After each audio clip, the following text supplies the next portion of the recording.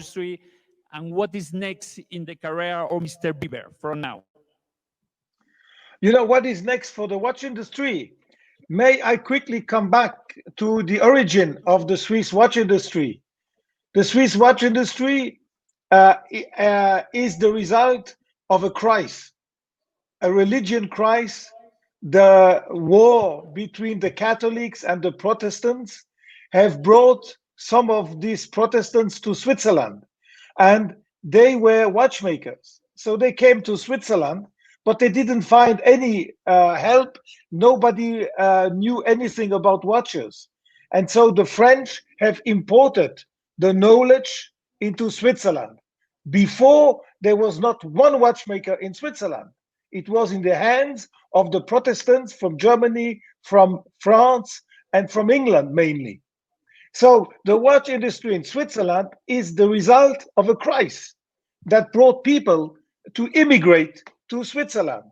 Then we had the crisis when suddenly people said, we don't want anymore a pocket watch, we want a wristwatch.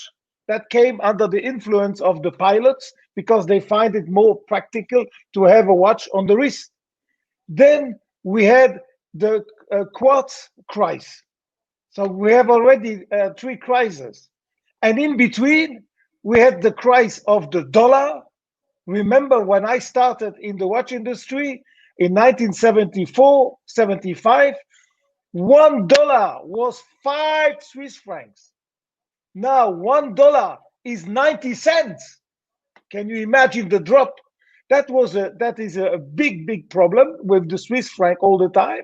And we had little crises like 2008, 2009, and now the virus. So it is an industry that went to many crises and is quite resilient.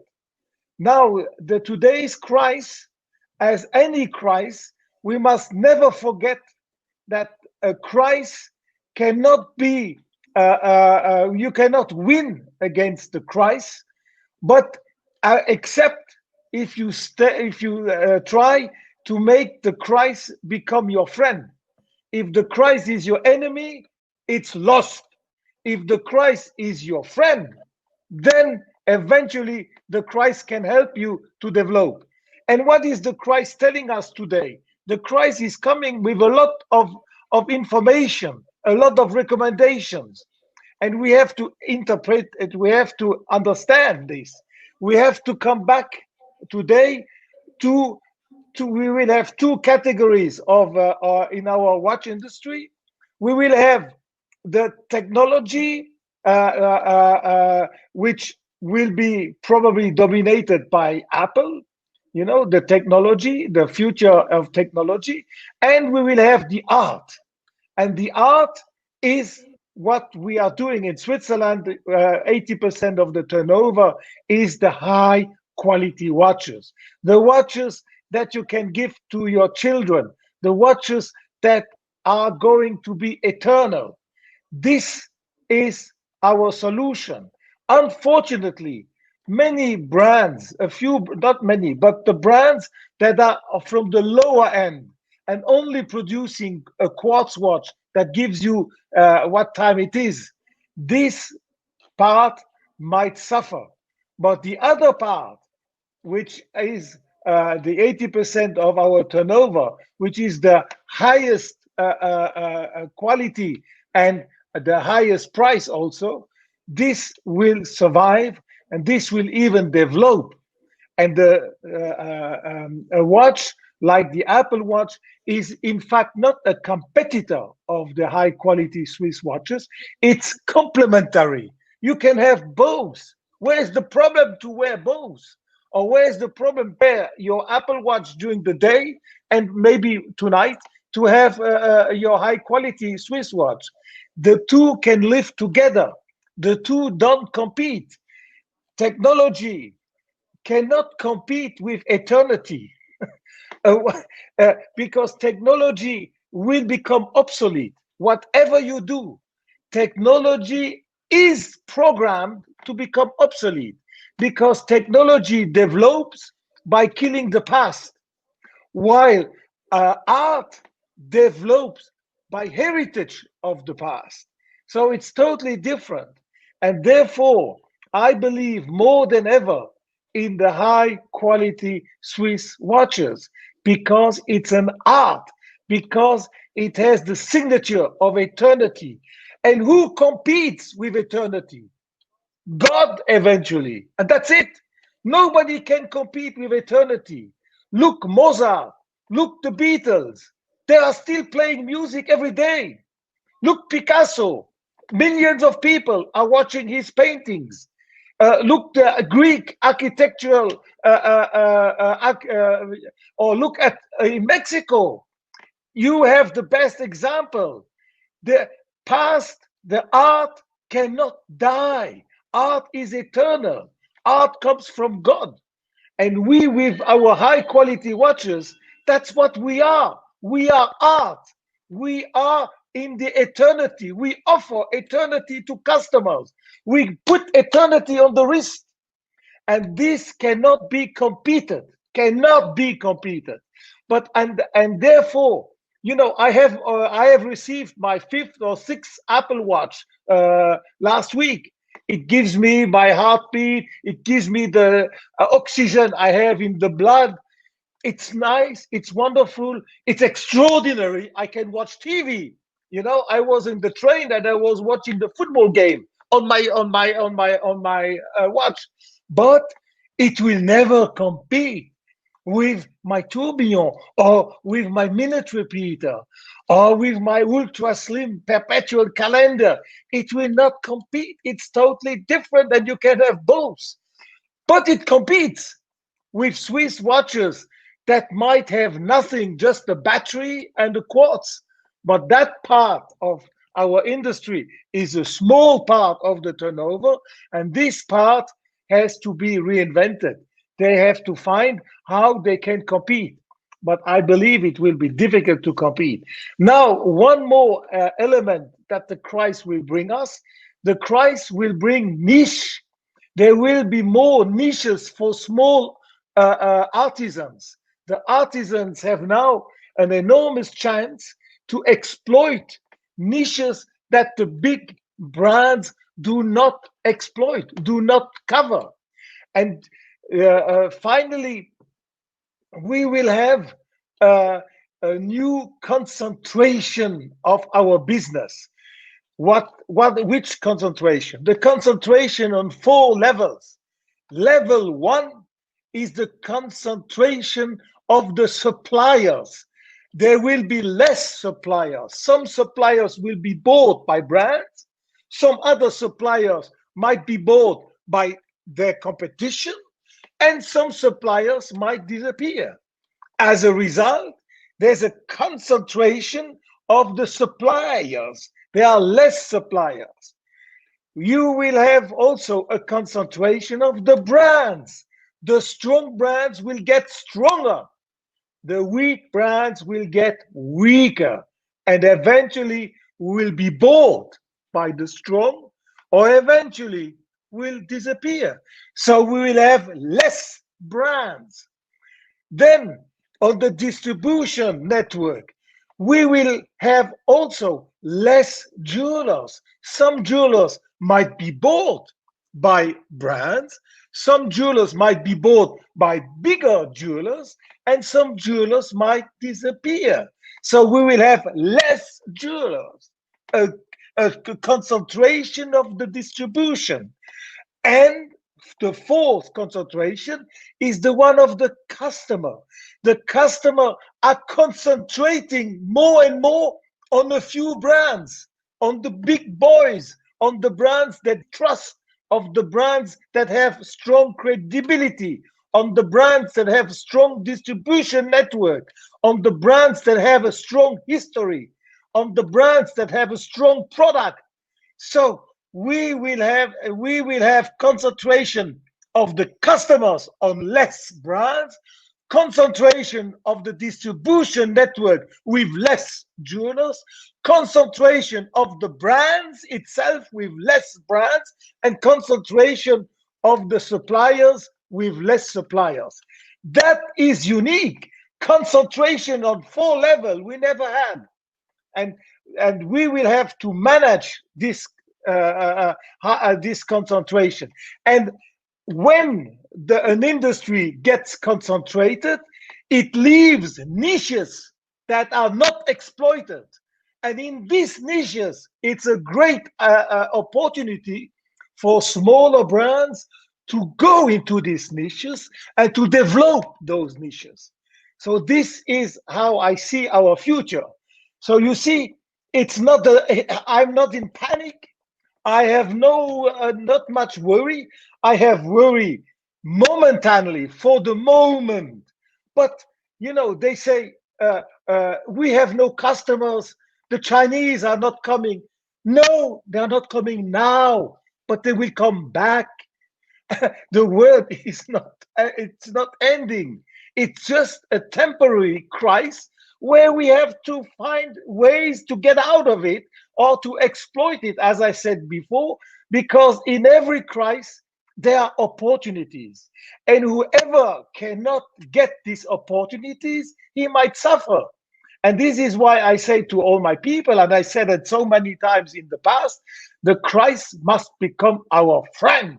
If the crisis is our enemy, and if we are afraid, and if we stop R&D, and if we stop marketing, and if we stop traveling, and if we stop distribution, then the crisis might kill us.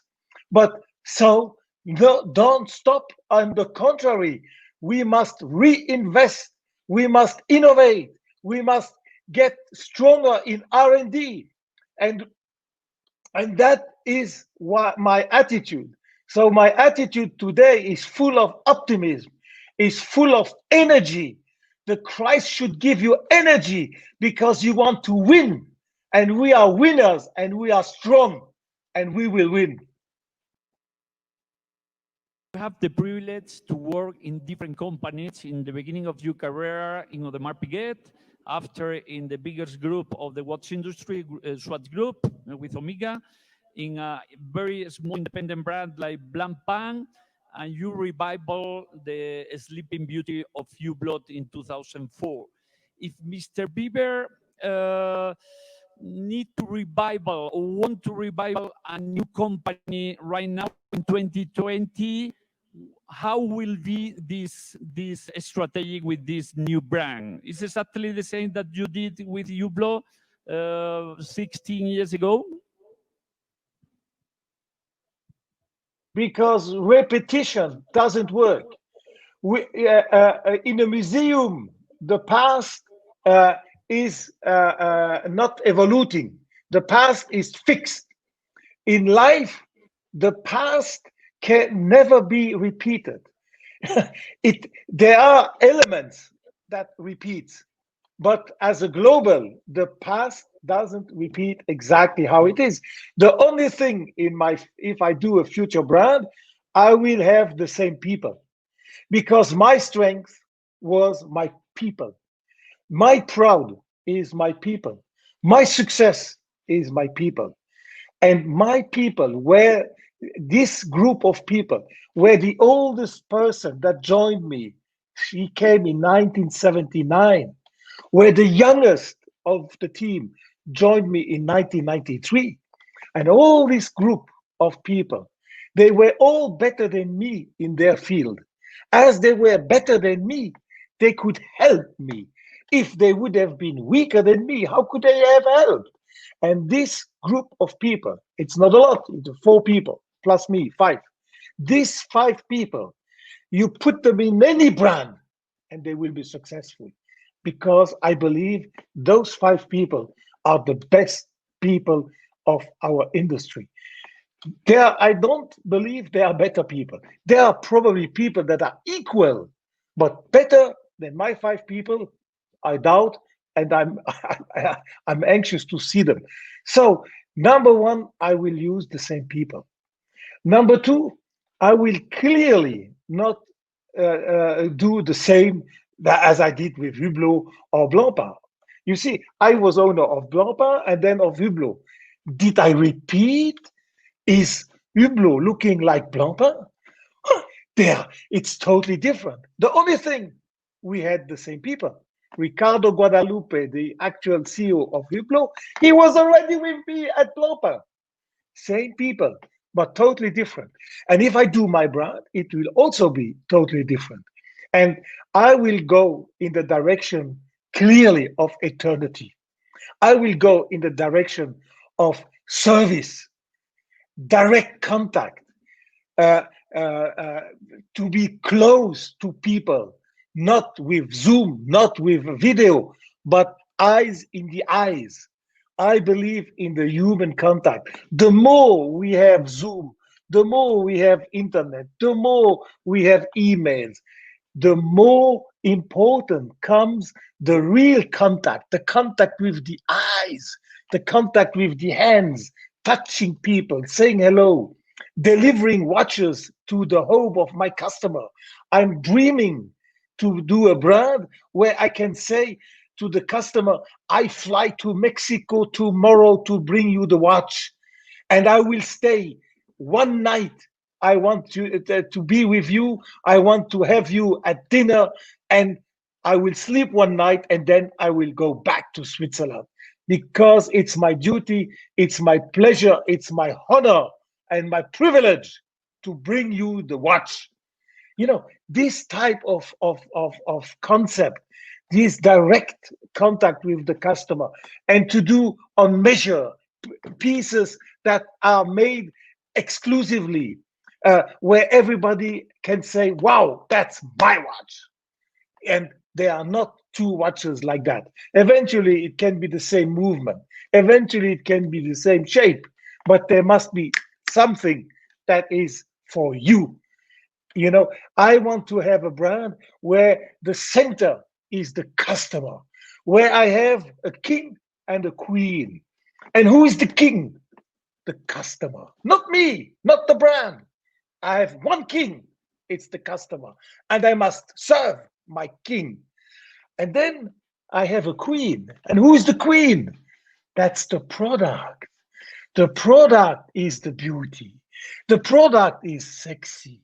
The product is beautiful. The product looks attractive.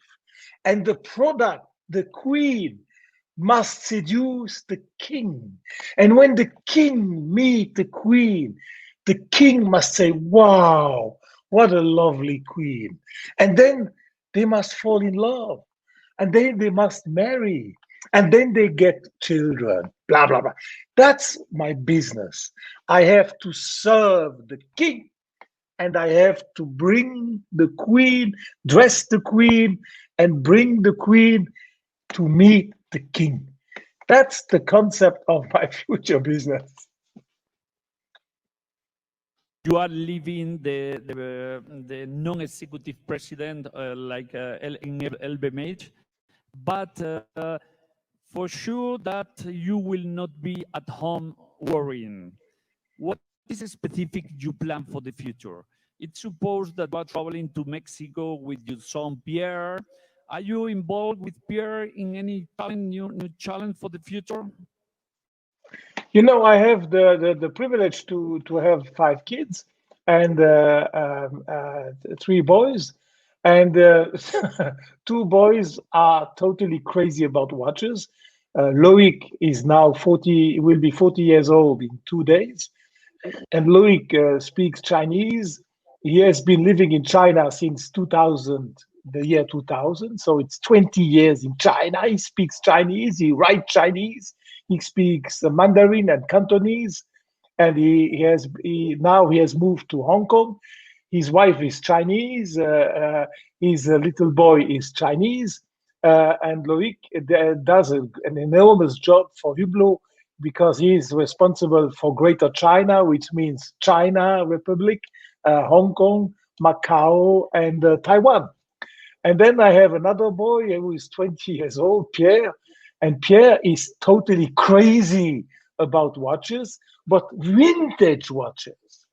And he also understands a little bit modern watches, but he is like an historical guy. He understands, he has a feeling for vintage. And he studies at the university, he studies economics. And next to his studying, He works for Philips Auction House, and he has organized a few auctions. And he knows customers, he knows a lot of collectors, and he is the manager of my collection. My private collection is managed not by me. I sometimes I say yes or no when we have to buy, but beside that, he is the boss, and he is giving to my collection the all the inspiration and all his recommendation, and that's why I have one of the best collection probably today. At least I had one of the 10 or 15 best Patek Philippe collections with extraordinary pieces.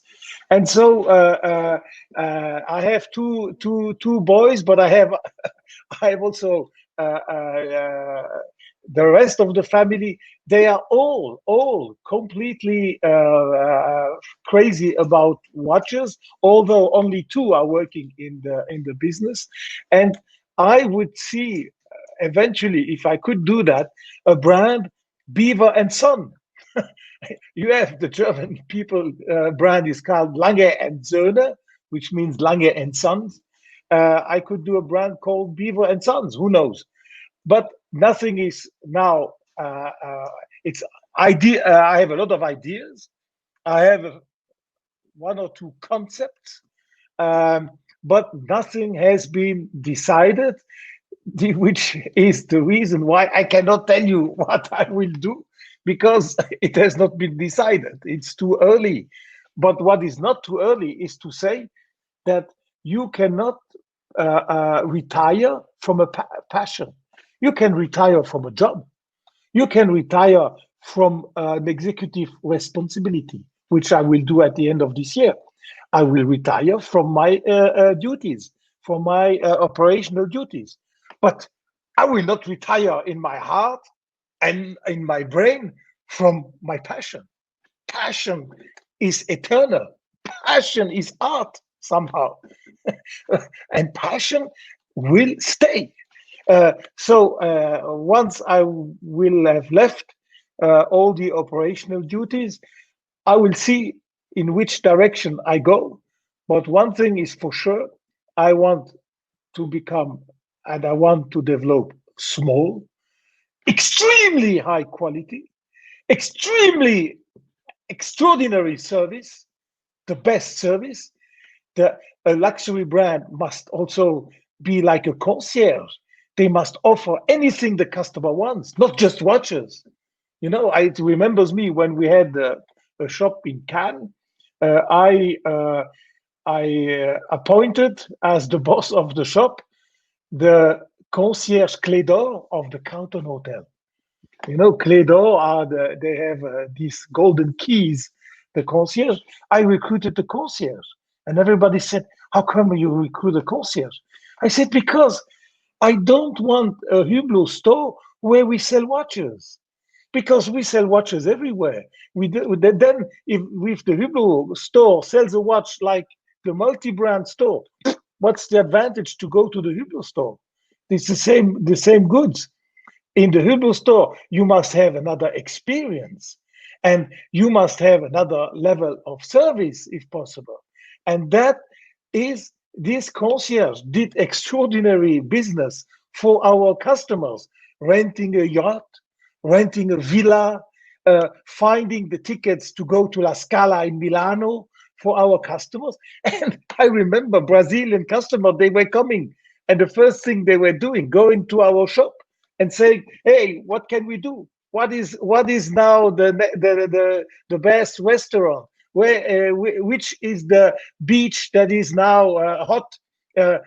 What is playing in Milano or in the opera in Paris?" And that is what I want from our store. I want to provide service. I want to provide experience. Eventually, also, we can sell watches, but it must not be the center. The center is the king. We have to serve him. And if he enters the store and say, "Where can I buy the latest Loro Piana shoes?" we must be able to bring him to the hotel 10 pairs of shoes with different sizes so that he can try them and find the right size. And tomorrow we're going to collect the shoes he doesn't want and we will invoice the one he wants. Why can we not do this? Why should we only sell watches? We are not just a watch brand. We must be a brand that serves quality, that brings exclusivity, that brings you experience and emotions. And this type of concept is attracting me. And I am seduced by this type of and I would like to be served like this if I have to buy. That's what I would like to have.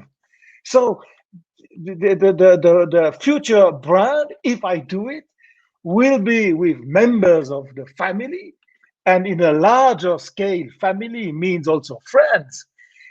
These great people that have done with me all these brands, I want to have them on board, and I want to mix also with young people from the family.